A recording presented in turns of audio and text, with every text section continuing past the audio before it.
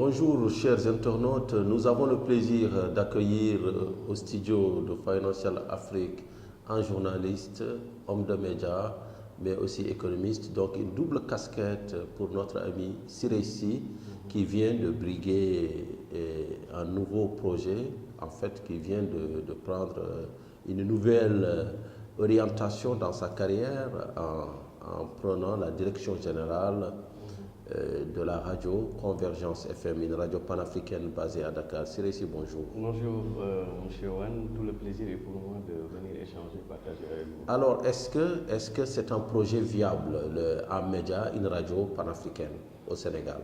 Absolument, c'est un projet viable. Tout dépend maintenant de l'angle d'approche. Tout dépend aussi du business model. Tout dépend aussi des moyens, à la fois les moyens humains et les moyens financiers qui sont mis à la disposition de cette radio. Effectivement, nous sommes dans un contexte de globalisation. Et nous sommes dans un contexte aussi de renaissance africaine. Et une radio qui a une vocation, une dimension panafricaine, a sa place et a une carte à jouer. Surtout que de plus en plus, il est question. Il est même d'une réalité évidente que l'avenir de l'Afrique se passe dans le fédéralisme, ou du moins dans une sorte d'intégration. Donc, c'est un projet qui peut être viable. Donc, comme je l'ai dit tantôt, maintenant, tout dépendra de l'abnégation, tout dépendra de la volonté, mais aussi des moyens qui sont mis en place pour... Alors, un projet viable, dites-vous, mais est-ce que le positionnement panafricain est viable? Parce qu'il y a de plus en plus de médias panafricains. Sur le segment des radios, nous avons connu l'histoire emblématique d'Africa numéro 1, une radio qui a eu ses heures de gloire, mais qui a connu une sorte d'éclipse depuis quelques années. Sur les autres segments des médias, notamment les télés, on a quelques beaux exemples sur le marché, mais c'est loin d'être gagné encore. Sur les journaux, je ne vous en dirai pas plus parce que vous avez travaillé dans un magazine, je pense, panafricain. Donc, est-ce que finalement la presse panafricaine est viable? La presse panafricaine, elle est viable, mais encore il faudrait faire le distinguo entre ce qu'on appelle l'Afrique anglophone et l'Afrique francophone, parce que nous sommes en Afrique au sud du Sahara. Dans ce cas, pourquoi pas l'Afrique arabophone, l'Afrique lusophone? Bon, disons que c'est une traditionnelle dichotomie, mais on peut même parler de l'Afrique lusophone. Hein. Mais étant entendu que souvent, par exemple, quand on parle de l'Afrique francophone, les Arabes aussi parlent français. C'est pour ça. Mais ils parlent aussi anglais. Ils parlent aussi anglais. Et quand on parle souvent de l'Afrique lusophone, souvent aussi ils sont bilingues. Donc pour simplifier les choses, on parle d'Afrique francophone, Afrique anglophone. Donc c'est un découpage typiquement linguistique. Hein. Le constat que j'ai eu à faire personnellement pour avoir eu la chance un peu de bourlinguer sur le continent, je me rends compte que les médias en Afrique anglophone s'en sortent le mieux par rapport aux pays d'Afrique francophone. Ça, c'est un premier constat. Le second constat, il est lié à ce paradoxe qui fait qu'aujourd'hui, même les événements qui se passent en Afrique, pour que les Africains puissent s'informer, ils écoutent RFI. Et pourtant, RFI n'est pas en Afrique, RFI est en France. De plus en plus, il sera question d'écouter BBC, d'écouter Euronews, etc. Donc, oui, il y a une possibilité que sur des questions africaines, que sur des problèmes africains, qu'il puisse y avoir un regard africain, une analyse africaine, une solution africaine à des problèmes africains. En tout cas, c'est le combat que nous essayons de mener au niveau de la radio panafricaine Convergence FM, pour que nous ayons aussi notre mot à dire sur ce qui se passe sur ce continent. Parce que finalement, on a compris que l'information, j'allais même dire la communication et l'information, du point de vue de l'Occident, suit une stratégie bien réfléchie. En Occident et par rapport à l'Afrique, on est dans ce qu'on appelle la communication de l'information. L'information n'est pas neutre en soi. Elle participe à une stratégie qui est bien pensée, dont l'aboutissement est la conquête des parts de marché et des territoires en Afrique. Donc nous aussi, pour ne pas toujours rester un enjeu des autres, il va falloir que nous nous reprenions pour comprendre que l'information est une donnée extrêmement stratégique au même titre que nos matières premières, au même titre que le capital. D'autant plus que si nous étions, par rapport à la révolution industrielle, dans ce qu'on appelle une économie qui était dominée essentiellement par les matières premières, dans ce contexte de globalisation, la première des matières premières, c'est l'information en réalité, plus que même le capital. Et nous sommes dans un contexte où les pays, les nations vont se démarquer à travers la maîtrise de deux leviers, l'information et l'innovation. Donc c'est en ce sens-là qu'il est très encourageant en Afrique d'avoir sur des problématiques africaines, sur des sujets africains, sur des enjeux africains, qu'il puisse y avoir des médias africains qui vont permettre au continent d'avoir une double présence et d'avoir une lecture vraiment afrocentrée sur des enjeux qui nous concernent. D'autant plus que quand vous prenez les Occidentaux de manière globale, peut-être moins la Chine, ce qui les intéresse le plus sur les actualités en Afrique, c'est plus ou moins l'entertainment, le divertissement et un peu la pauvreté et le caractère misérable du continent. Donc c'est à nous maintenant de prendre en charge, de montrer que l'Afrique, ce n'est pas seulement la pauvreté, l'Afrique, ce n'est pas seulement le divertissement, ce n'est pas seulement le folklore. L'Afrique aussi, c'est de l'innovation. L'Afrique, c'est un horizon qui se pointe. L'Afrique, c'est un continent qui est... Alors, M. Si, qu'est-ce qui explique la réussite de la presse africaine anglophone par rapport à sa consoeur francophone? C'est surtout par rapport au business model. Parce que déjà, les économies dans ces pays-là sont des économies beaucoup plus ouvertes, beaucoup plus performantes. Est-ce que l'économie du Ghana est plus ouverte que l'économie de Côte d'Ivoire? Absolument, absolument. Même si il est souvent difficile de le comparer de manière sectorielle. Mais quand on fait une analyse globale, on se rendra compte que les économies d'Afrique du Sud, du Nigeria, voire même... L'Afrique du Sud qui est un pays pratiquement développé. Développé. Mais il faut même repartir, par exemple, des réalités économiques au niveau de ces pays anglophones où ce sont les nationaux qui tiennent en main leur économie, contrairement à nos pays francophones où pour l'essentiel ce sont les multinationales qui tiennent l'économie. Ça veut dire quoi?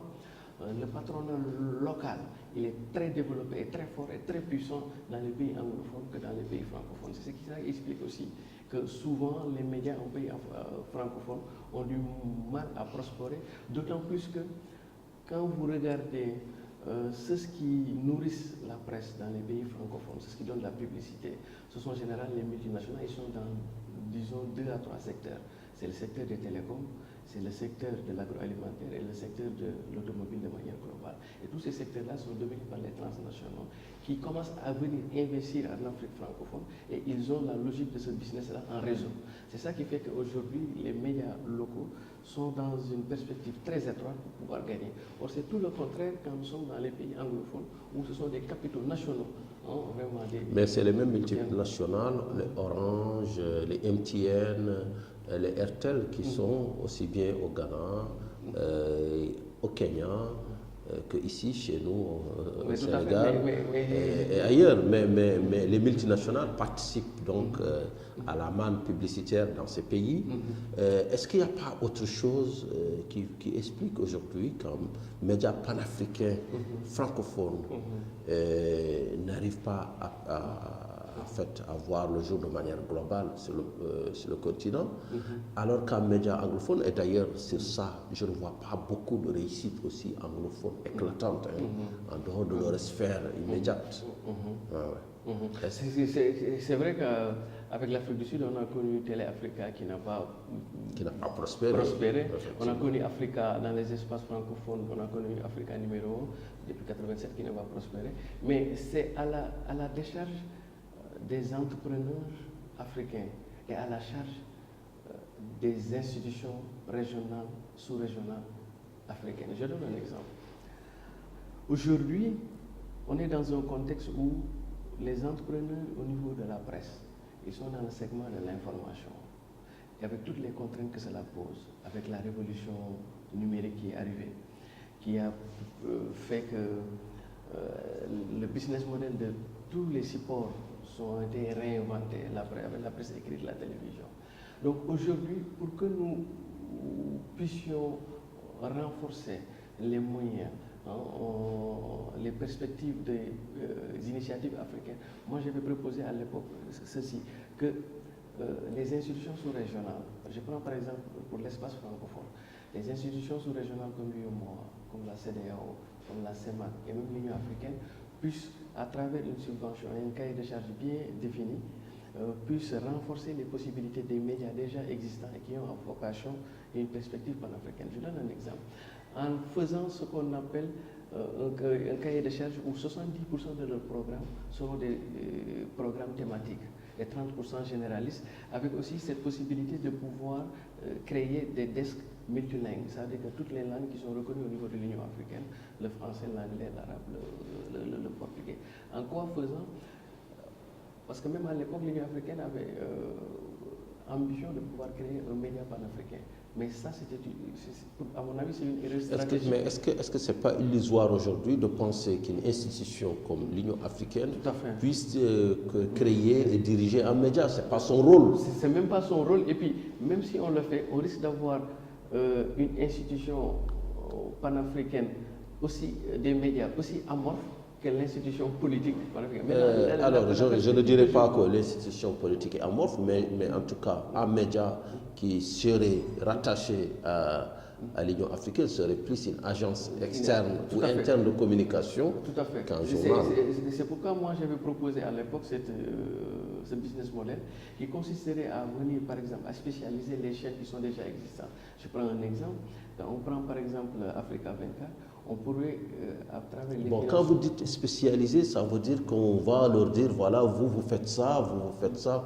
C'est aussi dans le contexte d'ouverture et de libéralisme. On ne peut pas, à mon avis, imposer à un média de se spécialiser. Il y a le marché, il y a les besoins. À partir du moment que les médias, c'est des sociétés, c'est des entreprises, donc il y a les lois du marché qui sont difficiles, surtout pour nous, médias africains, compte tenu des moyens, compte tenu de l'étroitesse du marché publicitaire. Donc on peut dire aux médias, allez, lancez-vous. Maintenant, peut-être derrière, c'est une volonté politique qui pourrait aider ces entreprises privées à prospérer et à apporter la bonne information. Parce que l'enjeu des médias, c'est de donner une information neutre, indépendante des institutions, mais qui a une utilité sociale pour l'ensemble de la cité. Tout à fait. Peut-être que parce que je ne suis pas allé jusqu'au bout de mon raisonnement, il y a eu un peu ce biais dans ce que je disais. Par exemple, il ne s'agit pas d'une spécialisation à 100%. Je donne un cas pratique. Par exemple, l'Union africaine pouvait dégager des ressources. En même temps, comme on est dans un espace francophone, l'UEMOA, la CEMA pourrait dégager des ressources. Et ces ressources-là sont affectées à déjà des chaînes de télé. On prend le segment de la télé.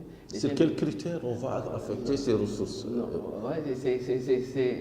C'est là où je vais en venir.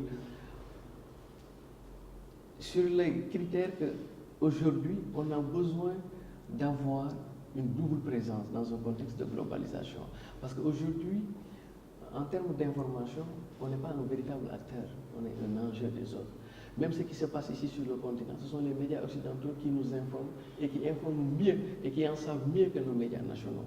Mais ça, il faut l'appui de nos institutions sous-régionales et africaines pour pouvoir un peu corriger cette aspect-là.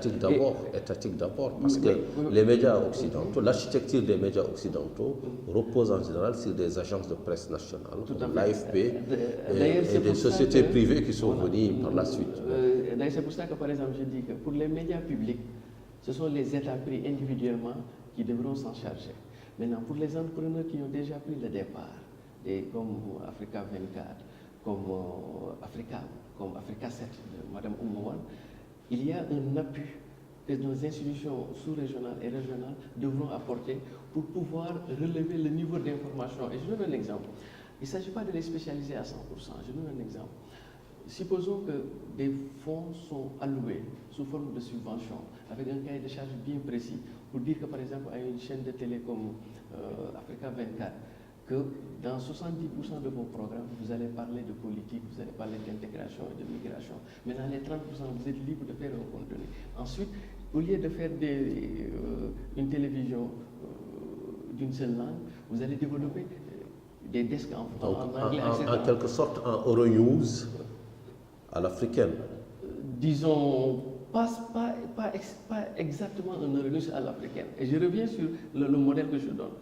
Par exemple, on pourrait dire, par exemple, à une télécom Africa qui a déjà eu à faire des efforts, que dans 70% de votre programme, vous allez vous spécialiser dans la culture, dans la croyance, etc. Et 30% vous êtes libre. Et en même temps, vous allez développer aussi des desks multilingues. En contrepartie, on va vous appuyer en termes de logistique, en termes de moyens financiers.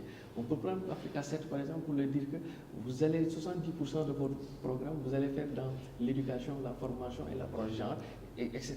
Donc ça va permettre à ces télés qui sont déjà existantes. Et le même modèle pourrait être dupliqué en Afrique anglophone, et ce même modèle pourrait être dupliqué en Afrique lusophone et en Afrique arabophone.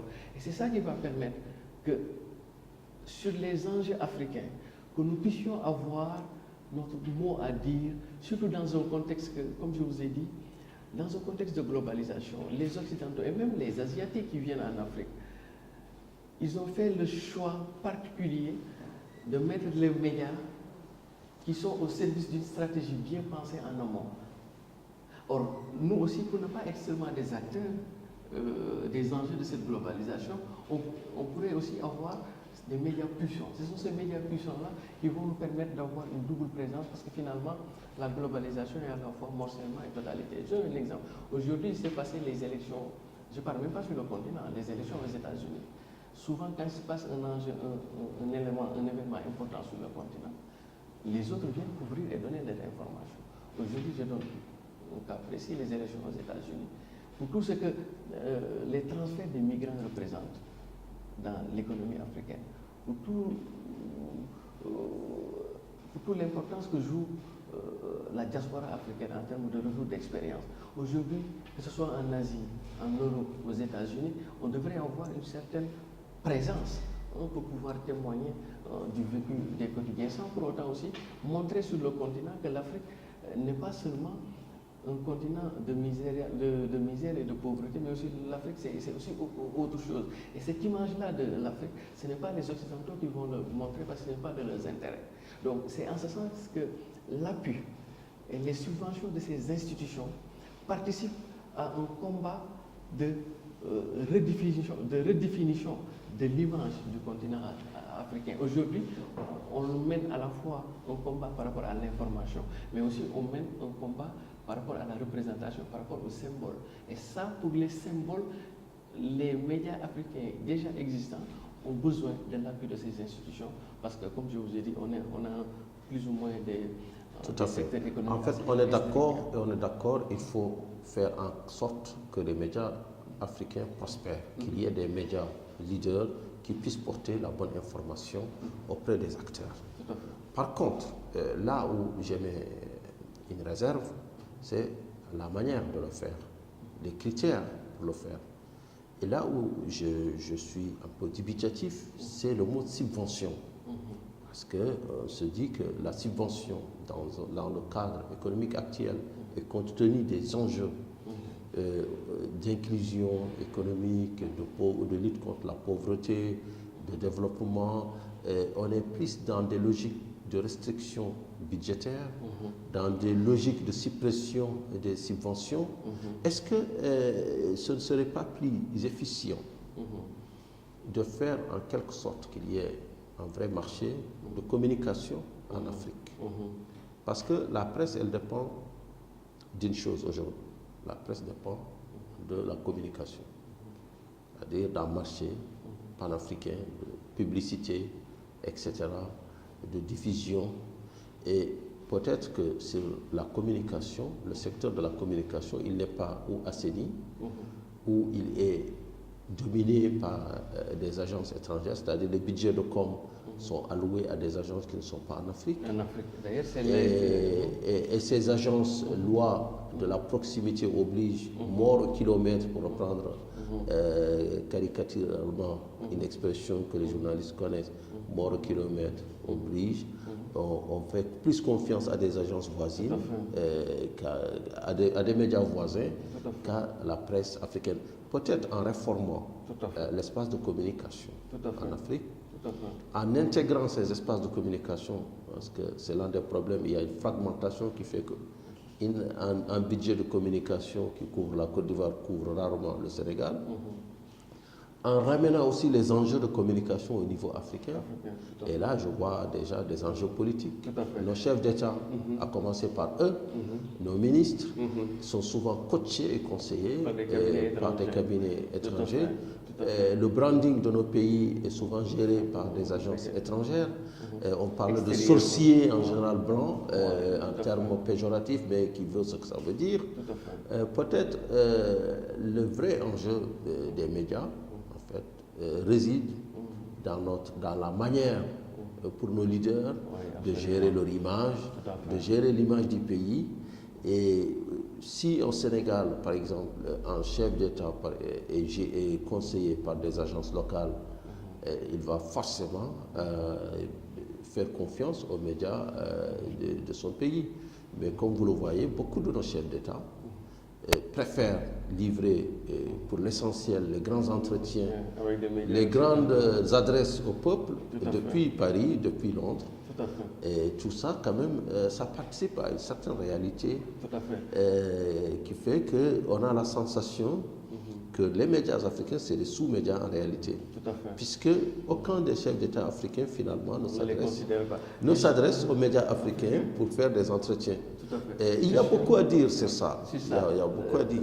D'ailleurs, je suis tellement en phase avec vous pour dire que s'il y a un facteur qui a fragilisé les médias africains, c'est bien nos décideurs et nos dirigeants publics, et même les institutions qui dirigent.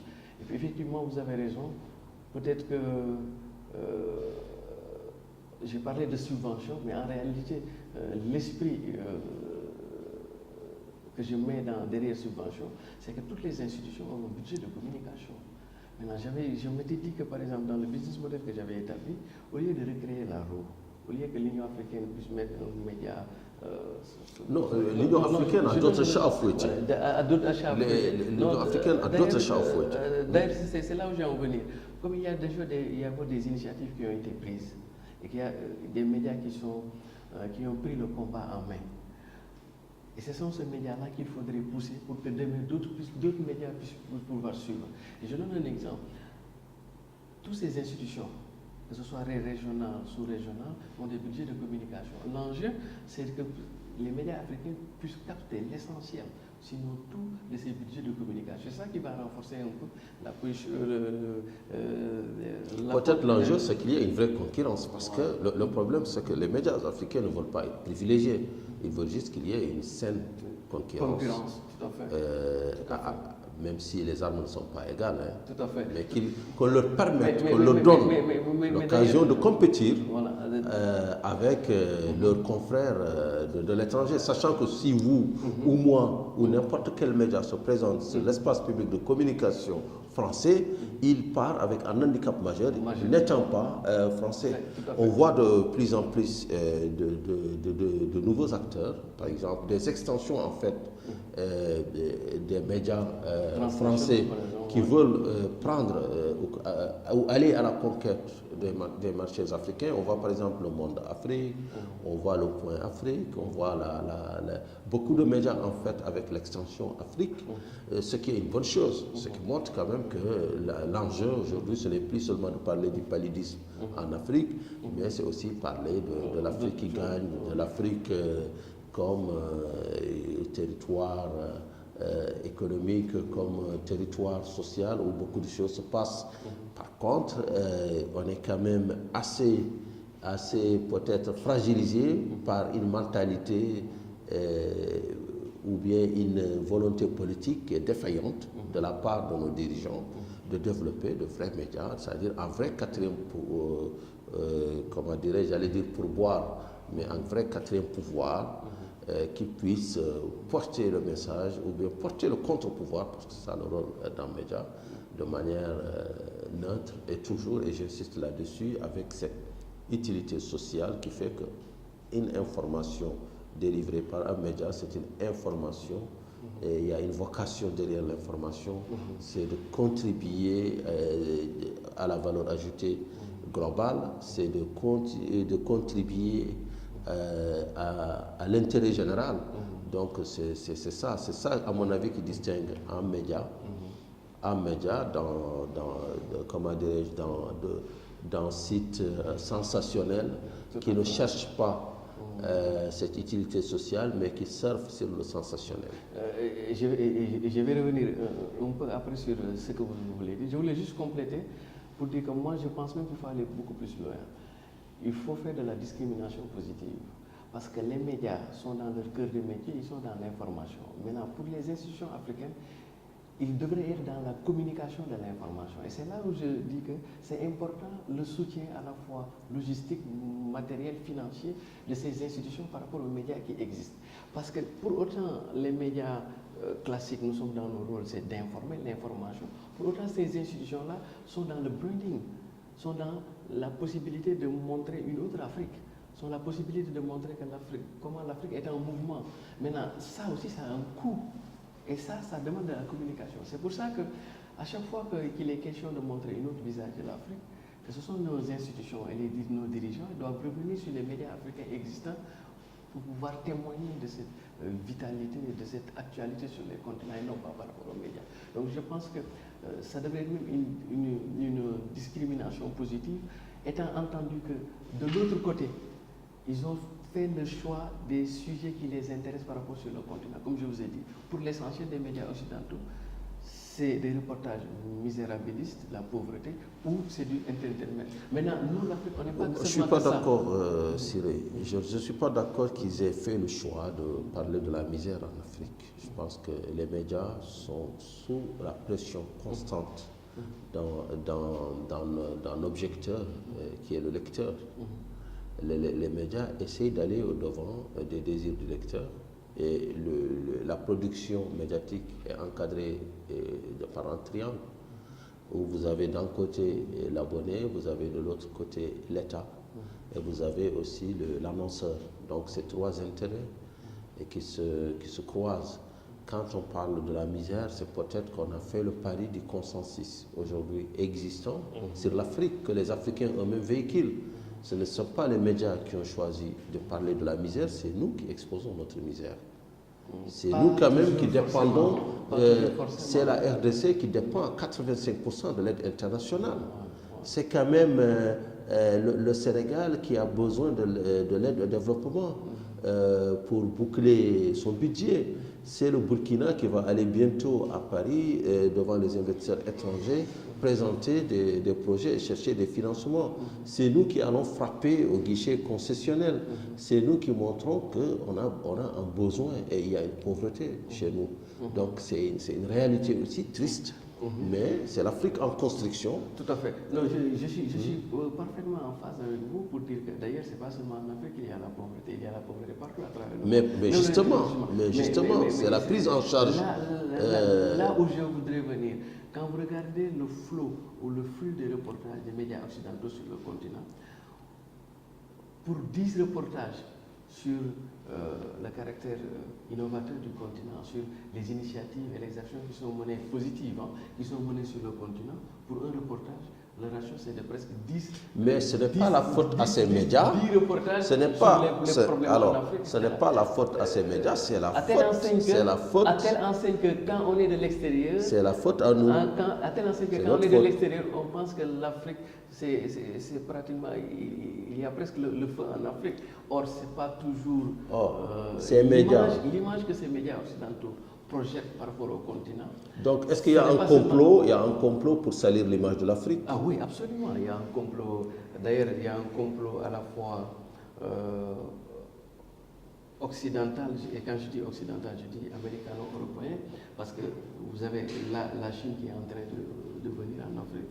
D'autant plus que quand on était durant la période de la coexistence pacifique, la guerre froide, l'Amérique se mesurait à l'URSS, l'Union soviétique, mais c'était surtout en Amérique du Sud.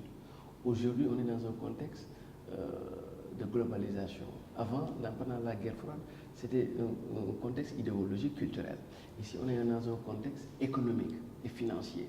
Maintenant, la guerre que se livrent les États-Unis et la Chine aura pour terrain d'expérimentation ici l'Afrique. Et tout l'enjeu est de pouvoir maîtriser, voire même manipuler l'image entreprise depuis les années 60. Toute politique de communication s'exerce dans un contexte où il y a des forces qui vont, des forces positives et des forces négatives. Tout pays qui entreprend une politique de communication fait face à des hostilités et l'Afrique n'échappe pas à la règle. Par contre, les politiques de communication, les budgets alloués, les campagnes menées peut-être ont échoué puisqu'on n'a pas réussi à convaincre ou à montrer à ces médias ou à ces interlocuteurs de la communication qu'il y a une image positive de l'Afrique. Ce n'est pas un complot, c'est peut-être le fait que les budgets ont été très mal dépensés. Parce que ce sont ces mêmes médias quand même qui prennent l'essentiel de la manne publicitaire, qui se retrouvent à dire des réalités, souvent. Des réalités, parce que ce n'est pas inventé de parler d'une pauvreté galopante dans nos pays. Ce n'est pas inventé de parler que les objectifs, ce n'est pas par hasard que les OMD, la plupart des OMD visaient les pays africains. Il y a un échec, il y a un vrai échec des politiques publiques qui fait que, malheureusement, c'est malheureux, mais nos États sont en faillite. Tout à fait. Non, Adam, le contexte est là. Je vais un peu repréciser ma pensée. Sur beaucoup d'aspects, je suis en phase avec vous. Qu'il y a un échec des politiques publiques, il y a un échec des stratégies de communication de manière globale. Mais je dis que pour autant, on n'a pas encore perdu le match. Aujourd'hui, bien sûr, voilà, on n'a pas perdu le match.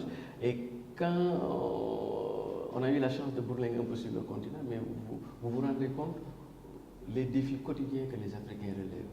Et ça, il faudrait une presse africaine, panafricaine, avocate africaine qui puisse témoigner de cette énergie, de cette Afrique qui est à l'horizon, de cette Afrique qui est en mouvement. C'est un travail qui nous incombe à nous, Africains, de montrer ce qu'il y a de meilleur sur ce continent et sans pour autant occulter les difficultés, les problèmes que nous avons sur ce continent.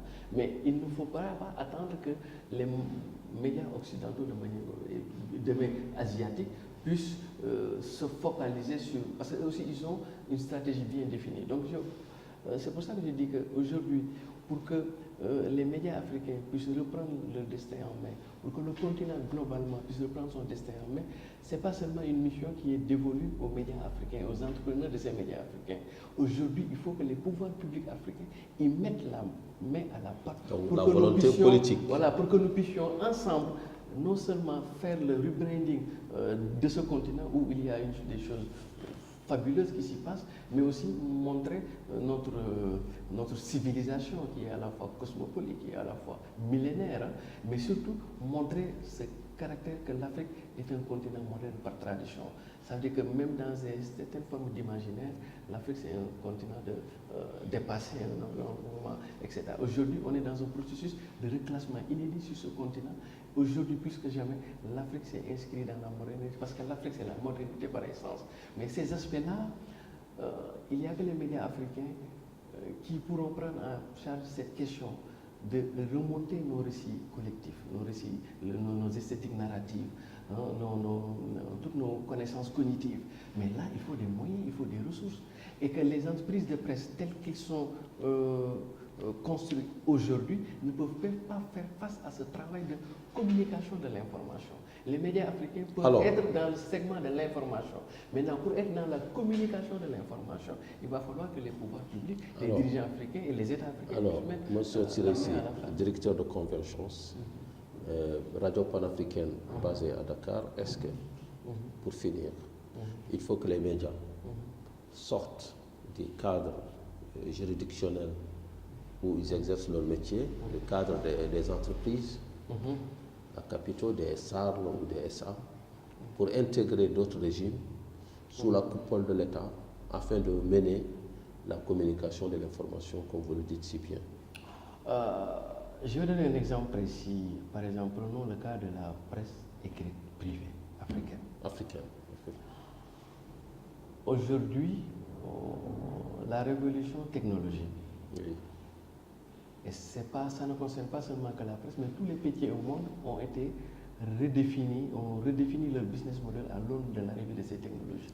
Aujourd'hui, les nouveaux médias, ce que nous appelons les nouveaux médias, les sites internet, et même la web TV, la radio, ils sont beaucoup plus efficients dans ce qu'on appelle les news. Aujourd'hui, la presse écrite devrait aller un peu vers ce que Jean-Claude Lestrac appelle les views. Jean-Claude Lestrac. Jean-Claude Lestrac, le Mauricien Jean-Claude Lestrac, qui a eu à donner. Qui est l'ancien candidat. Au secrétariat général de l'Organisation internationale de la francophonie, qui est non moins journaliste aussi. Journaliste émérite, et qui a eu à donner la leçon inaugurale le 21 novembre dernier à Antsirabe, à Madagascar, lors des 45e assises de l'Union de la presse francophone. Et il a résumé très bien les difficultés que les entreprises de presse traversent sur ce continent, où il disait que quand les nouvelles technologies et les nouveaux médias sont arrivés sur le continent, ils ont damé les pions aux médias traditionnels dans ce qu'on appelle les news. Maintenant, il va falloir que la presse écrite africaine puisse se ressaisir pour aller dans ce qu'il appelle lui les views. Ça veut dire que les analyses, pour pouvoir avoir du recul, pouvoir faire hiérarchiser les informations, les décrypter, les analyser et les donner un sens. Et c'est dans ce sens-là qu'il a dégagé un concept. Il dit que les journalistes, les innovations technologiques ont fait des journalistes de la presse écrite privée des sortes de chefs de gare. Maintenant, il va falloir passer aux journalistes. Avant, il y avait des journalistes, mais il faut aller vers des journalistes. G-U-R-N et analystes, pour pouvoir donner un sens. Ça, c'est le premier aspect. Quand nous prenons la télévision, aujourd'hui, de plus en plus, nous sommes dans des télévisions de représentation et non pas dans des télévisions de transformation. Aujourd'hui, dans nos télévisions, vous voyez des programmes qui durent 4 heures de temps. Et pour l'essentiel, c'est des émissions de plateau. Ça veut dire que, voilà... C'est des talk shows. Des talk shows. Nous sommes... c'est vrai que l'Afrique est une société de conversation. D'arbre à palabre. D'arbre à palabre. Et ce serait bien intéressant que les télévisions sur le continent puissent aller faire des séries de reportages, des documentaires, d'enquêtes, d'investigations, mais véritablement sous forme de capsules pour témoigner des dynamiques internes qui se passent sur le continent. Mais là aussi, ça demande des ressources extrêmement longues. Quand vous allez sur le site internet, comme vous l'avez dit, pour l'essentiel, on est un peu dans le news, dans le breaking news, dans les sensationnels. Ensuite, même l'information de manière globale aujourd'hui. Même les entreprises sont devenues, les entreprises commerciales sont devenues même des entreprises de presse. Aujourd'hui, même les entreprises livrent de l'information. Aujourd'hui, on est dans un contexte... c'est la société de l'information. Très bien, la société de l'information. Et puis, ce qui a le plus posé de problème, c'est qu'il y a une surabondance de l'information. En plus de cette surabondance, parce qu'on est dans une société industrielle, avant on était dans une société industrielle, mais aujourd'hui c'est industriel, non seulement il y a une surabondance de l'information, ensuite on a des business models qui est très étriqué. On a aujourd'hui, l'entreprise de presse en Afrique n'est pas viable, parce que tout simplement l'environnement économique est très étriqué et que les niches qui font vivre, qui pourraient faire vivre décemment les entreprises de presse africaines, sont pour l'essentiel dominés par des capitaux transnationaux et qui eux-mêmes sont dans la logique de business en réseau. Donc c'est ça qui fait qu'aujourd'hui c'est extrêmement difficile et qu'aujourd'hui, plus que jamais, nous devons réinventer le business model de la presse africaine. Nous devons nous asseoir de temps en temps pour pouvoir réfléchir. Sinon on sera ibérisé. Oui, ibérisé. Surtout que les médias transnationaux ont des moyens que nous n'avons pas déjà, et ils risquent d'inonder le marché. Vous avez vu aujourd'hui, même la Chine est venue en Afrique avec Radio Chine Internationale. Les Américains sont... Depuis au moins 60 ans, les Américains, donc, la voix de l'Amérique est là. Voilà, la voix de l'Amérique est là, AFP BBC est là depuis, l'AFP est là depuis, RFI est là depuis. AFP pour les Français. Donc c'est pour ça que je disais qu'aujourd'hui, il ne faut pas laisser le combat aux seules mains des journalistes et des entrepreneurs de la presse. Aujourd'hui, plus que jamais, les États africains, les institutions africaines doivent travailler en parfaite intelligence avec les promoteurs et les entrepreneurs de la presse pour pouvoir relever, parce que les forces ne sont pas égales. Alors, peut-être c'est le mot de la fin de la part de Siressi, qui est directeur de Convergence FM, une radio panafricaine basée à Dakar, capitale du Sénégal. Donc, Financial Afrique vous remercie de cette visite à notre studio qui se trouve sur la VDN, la voie de dégagement du Nord à Dakar. Et ce sera toujours avec plaisir que nous vous accueillerons ici parce que vous représentez un ambassadeur du continent. Vous avez exercé un peu partout. Notamment en Afrique du Nord et précisément au Maroc où vous avez eu à diriger un journal qui s'appelle African Business Journal.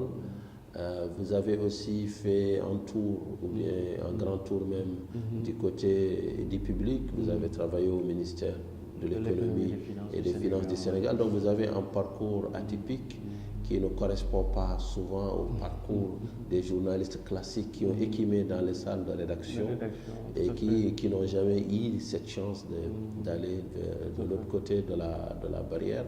En tout cas, la presse panafricaine se cherche, elle doit se réinventer, elle doit chercher un nouveau modèle, un nouveau souffle, et les nouvelles technologies sont les bienvenues. Puisque, et d'ailleurs, je pense que c'est une chance inouïe pour le continent. C'est des coûts en moins, mais aussi c'est beaucoup d'innovation aussi qu'il faut aller chercher, capter.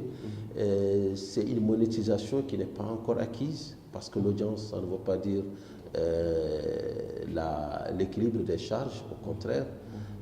Donc la question reste entière et comme vous l'avez si bien dit, le match ne sera gagné qu'avec l'implication forte des pouvoirs publics, une implication qui ne doit pas être dictée par un agenda politique. Elle ne peut, à notre sens, qu'être dangereuse, néocoloniale et en quelque sorte c'est perpétuer l'architecture de la domination. La vision pour l'Afrique ne peut être que globale. L'avenir ne peut résider que dans l'intégration. Je pense que nous sommes tous d'accord. Donc les médias, la vision aussi dans les médias, quelle que soit sa taille, quel que soit son rayon d'influence, cette vision ne peut qu'être portée sur ces objectifs des pères qui ont arraché l'indépendance, ces objectifs d'une Afrique intégrée. Je pense que vous êtes d'accord avec nous qu'il n'y a pas de complot en réalité. Il n'y a pas de complot contre l'Afrique. Par contre, il y a des échecs des politiques de communication. Il y a une faillite ou un manque d'implication politique, un manque de vision. D'intégration. J'allais même dire un manque de générosité de nos... Générosité, c'est un mot irrationnel, c'est un mot... en réalité, je vous dis qu'il y a juste le fait que la volonté politique, il faut une volonté politique encore plus forte pour faire prospérer un média, parce qu'un média, c'est irrationnel. Ce n'est pas fait pour vraiment faire de l'argent. Donc c'est irrationnel quelque part pour un investisseur privé de se lancer dans les médias. Donc c'est ici, c'est votre dernier mot avant qu'on ne clôture ce bel entretien. Tout à fait, mon cher Adama, c'est toujours pour moi un plaisir, un immense plaisir d'échanger avec vous, pour tout ce qui nous lie par rapport aux médias africains. Tout à l'heure, vous parlez de trajectoire. J'ai eu la chance de travailler sur le support papier, presse écrite. J'ai eu la chance de diriger une télé, une radio Africa 7. Aujourd'hui, je dirige une radio, ce qui fait que j'ai un peu bourlingué dans les supports de la presse. J'ai eu aussi à parcourir un peu le continent pour finalement retenir ceci. Si nous voulons gagner la bataille de l'information sur ce continent, il va falloir que les pouvoirs publics comprennent que eux aussi ils ont une partition, bien une part très importante à jouer, surtout dans le cadre. Et puis comme vous le dites, ce n'est pas de l'aumône, mais c'est de la stratégie bien pensée. Ensuite, c'est dans un contexte où, comme dans le contexte dans lequel nous sommes, ou des contextes de difficulté, qu'il faut faire preuve d'imagination, il faut faire preuve d'innovation. Aujourd'hui, l'originalité se retrouve dans l'imprévisibilité. Et aujourd'hui, plus que jamais, nous devons réfléchir sur de nouveaux business models par rapport à tout ce qu'on a hérité, par rapport à la presse. Et qu'aujourd'hui, il y a des initiatives qui ont déjà pris la route et qui ont une ambition, une vocation panafricaine. Et je pense qu'il faudrait les appuyer. Les pouvoirs publics africains, les institutions à la fois régionales, sous-régionales, devront voir de ce côté-là pour voir les appuis multiformes qui devront appuyer.